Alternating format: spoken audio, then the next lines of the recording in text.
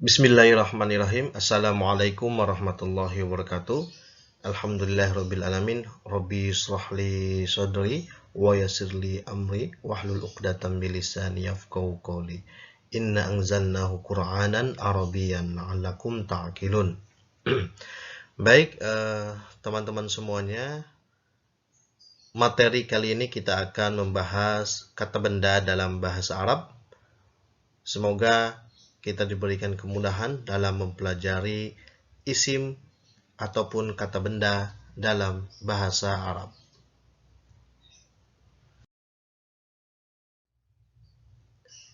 Alamatul isim ataupun ciri atau tanda kata benda dalam bahasa Arab yang pertama bertanwin an, in, un. Ketika ada kalimat ataupun kata yang berharokat tanwin, maka sudah dipastikan ini adalah ciri isim dalam bahasa Arab. Contoh, muslimun, musliman, ataupun muslimin. Ciri yang kedua, berawalan alif dan lam, ataupun kata tersebut ada huruf alif dan lam. Maka ini adalah ciri yang kedua. Al-muslimu. Contohnya adalah al-muslimu. Yang ketiga, berawalan ma, mi, mu. Ya. Contohnya miftahun dari kata fataha menjadi miftahun, alat membuka. Contoh yang kedua adalah majlisun dari kata jalasa. Yang ketiga adalah mu'minun dari kata amana yu'minu. Ketiga ini adalah tanda-tanda isim yang wajib kita ketahui, yang harus kita hafalkan juga, sehingga ketika kita menemukan kata ataupun kalimat-kalimat bertanwin ataupun berawalan alif dan lam, maka dipastikan ini adalah kata benda dalam bahasa Arab. Sebelum kita mengetahui macam-macam isim, mari kita simak terlebih dahulu apa itu isim nakiroh. Ya. Nanti apa isim ma'rifah. Isim nakiroh adalah kata yang menunjukkan benda yang bersifat umum. Ya, masih umum. Ciri-cirinya adalah tidak ada alif lamnya. Ataupun tadi kita ingat tanda isim yang pertama, ya tidak ada alif lam. Sehingga isim tersebut disebut dengan isim nakiroh. Contohnya muallimun. Yang kedua, abdun, berharokat dhammatain. Adapun isim ma'rifah, sebaliknya ya, kata yang menunjukkan benda yang bersifat jelas. Ciri-cirinya apa? Ada alif lam. Dan yang kedua, dhammah. Harokatnya dhammah. Kenapa dhammah? Karena sudah ada alif lam. Kalau kita ingat lagi, ciri-ciri isim yang kedua, maka dia menggunakan alif lam. Maka disebut dengan isim ma'rifah.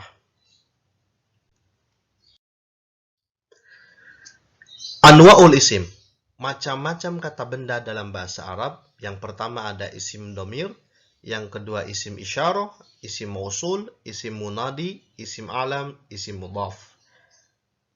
Macam-macam isim ini kita sering mendengar, kita sering melakukan ketika membaca ataupun berkomunikasi dengan bahasa Arab.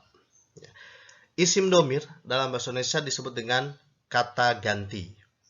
Kata ganti dalam bahasa Arab itu ada 14.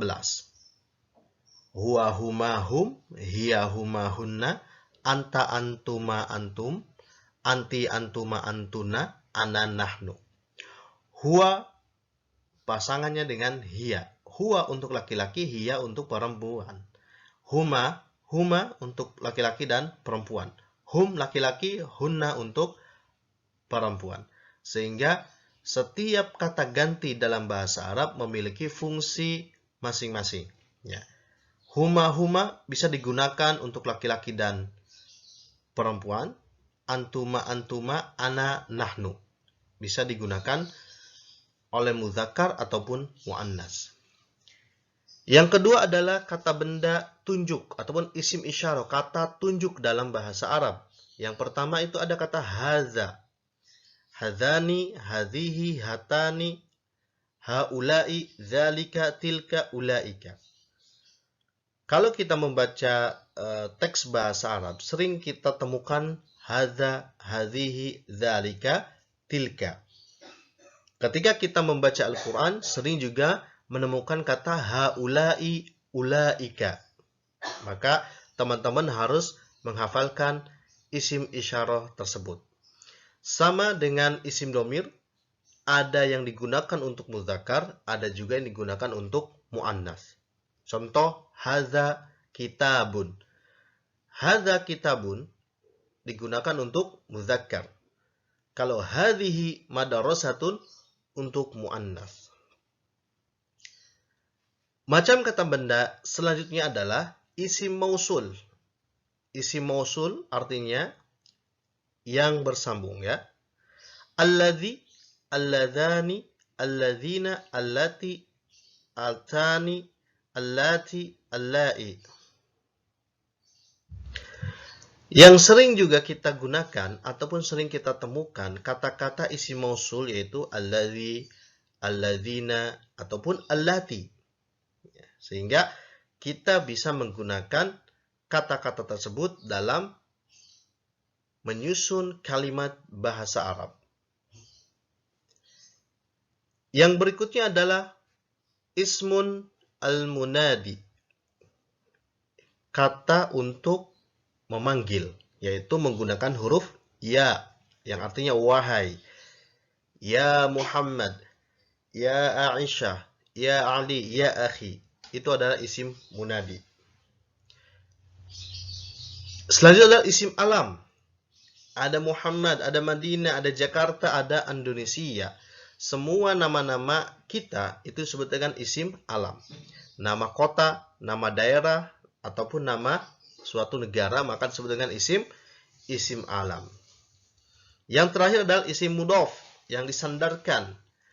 Ada Rasulullah, Kitabullah, ya, ada Kitabut Tafsir, Baitul Mal, dan Qiblatul Muslimin atau Qiblatul Muslimin. Baik.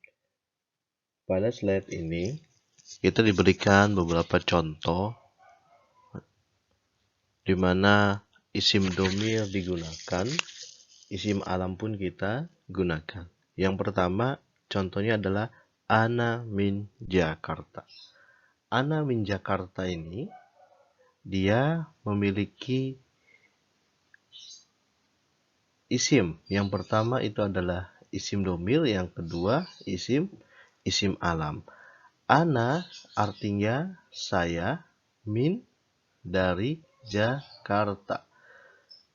Kalau kita ingat lagi bahwa isim alam yaitu nama orang, nama tempat, nama daerah, ataupun nama kota, maka Jakarta ini masuk ke dalam isim alam. Contoh yang kedua, man anti. Ana thalibatun. Siapa kamu? Ya, anti ini gunanya untuk perempuan, ya, sedangkan anta untuk laki-laki. Ana thalibah, saya seorang siswi. Anta dan ana ini adalah isim domir, thalibatun juga isim alam. Contoh yang berikutnya, ana thalibun, ismi Muhammadun. Saya seorang siswa, nama saya adalah Muhammad. Teman-teman bisa melihat mana isim domir, mana isim alam. Contoh berikutnya adalah man anta. Siapa kamu? Ya, anta ini adalah kamu untuk laki-laki, ya. Ana talibun. Ana talibun. Talibun ini bisa kita artikan sebagai mahasiswa ataupun siswa. Biasanya kalau di universitas, talibun itu adalah mahasiswa. Baik, contoh berikutnya adalah ismi Mustafa. Nama saya adalah Mustafa. ana talibun fi madrasati al-azhari al-thanawiyati al-islamiyati at-tasi Yogyakarta. Nama saya adalah Mustafa. Saya adalah seorang siswa di Sekolah Al-Azhar SMA Islam 9 Yogyakarta. Ya. Jadi si Mustafa ini adalah seorang siswa ataupun murid di SMA 9 Yogyakarta. Nah, ini adalah contoh ya, ada teman-teman, ini adalah contoh penggunaan isim ya, contoh penggunaan isim. Al-ismu. Nah, contoh penggunaan isim. Teman-teman bisa merubah ini semuanya. Ana min Jakarta bisa aja huwa min Jakarta, man huwa talibah, atau man huwa talibun ya, dan seterusnya. Nah, contoh berikutnya, di sini ada kata sobahul khair. Apa itu sobahul khair? Nah, oke. Apa sobahul khair? Artinya selamat pagi ya. Sobahul khair adalah selamat pagi. Ketika Pawata menanyakan sobahul khair, maka pasangan yang mana ya? Mana sobahul khair? Maka jawabannya sobahun nur, atau selamat pagi juga. Masaul khair, maka jawabannya masaun nur.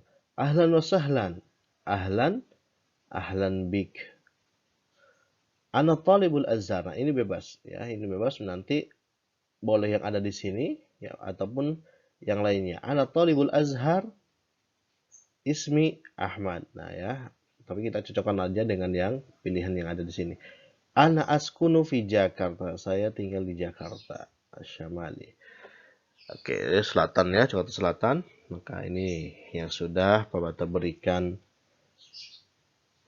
jawaban-jawabannya. Sabahul khair, sabahun nur. Selamat pagi, selamat pagi. Kalau Pak Bata membuka pelajaran dengan kata sabahul khair, teman-teman langsung menjawab semuanya sabahun nur. Kalau masaul khair, masaun nur. Baik, semoga ini bisa bermanfaat ya, contoh-contoh seperti ini. Baik. Oke. Di slide selanjutnya, ini adalah latihan-latihan teman-teman bisa melihat ya, yang berwarna merah ini. Ada kata ana, ada kata ismi. Teman-teman bisa mengisi kolom yang kosong ini ya. Yang ini ada yang kosong-kosong dengan soal tadi. Di sini ada talibun.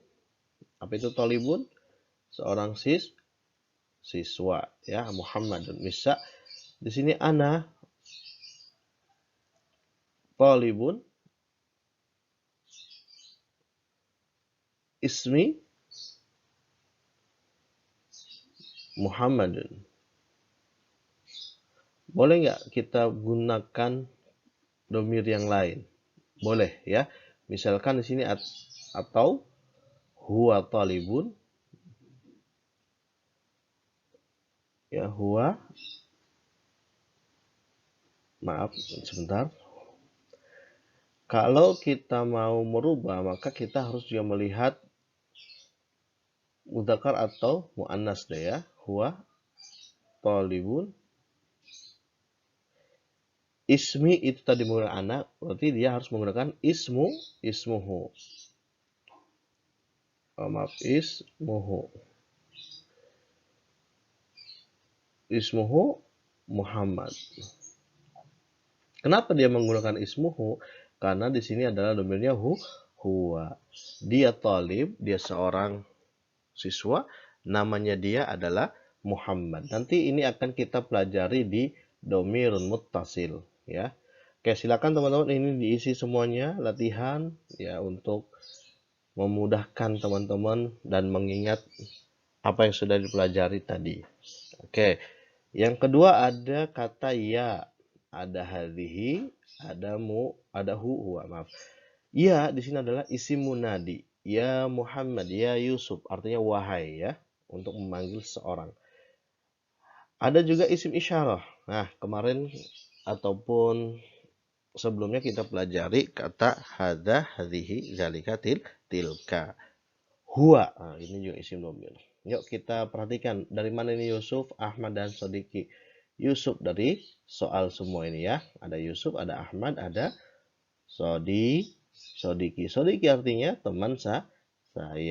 Boleh tidak kita rubah lagi? Nah, boleh. Lihat di sini ada Fatimah, ada Harun, ada Maryam. Ini kalian lihat terlebih dahulu.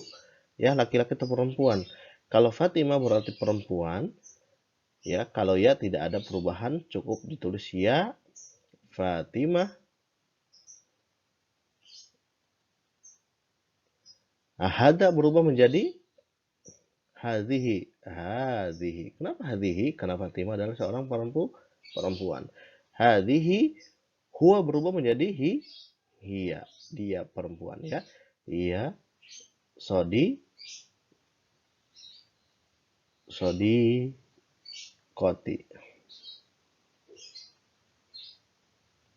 Oke. Dia adalah seorang perempuan. Baik, teman-teman, silakan ini diisi ya yang kosong dan dilatih setiap hari teman-teman untuk menggunakan ataupun menulis bahasa Arab. Nah, ini adalah surat Al-Qari'ah. Teman-teman bisa mencari di sini mana isim isyarah, mana isim ma'rifah. Misalkan kalau isim ma'rifah ini adalah alif lam, ya ada alif lamnya. Al-Qari'ah ini adalah masuk ke dalam isim isyarah. Kalau contoh isim nakirah ada kata yaumun. Ya, ada kata yaumun. Baik, di sini ada kolom latihan. Teman-teman bisa menuliskan pada surat Al-Qari'ah tadi mana saja kata yang termasuk ke dalam nakiro. Ya, tadi di situ ada kata yaumun. Nah, teman-teman bisa tulis di sini yaumun itu hari ya. Apa itu nakiro? Umum. Ya, kalau ma'rifah jelas ataupun sudah khusus ya. Maka tadi yang ke Al-Qari'ah itu maaf, Al-Ma'rifah itu di sini Al-Qari'atu ya. Baik, Al-Qari'ah ini sebagai ma'rifah, yaumun sebagai nakirah. Maka teman-teman bisa mencari lebih dari satu, bisa tulisan di sini ya. Oke. Untuk latihannya di dalam surat Al-Qari'ah. Boleh di surat-surat yang lain untuk menambah wawasan kita. Ini saja yang bisa disampaikan semoga teman-teman bisa belajar asyik dengan bahasa Arab. Dan insya Allah kita akan memberikan video-video selanjutnya. Terima kasih. Syukran. Wassalamualaikum warahmatullahi wabarakatuh.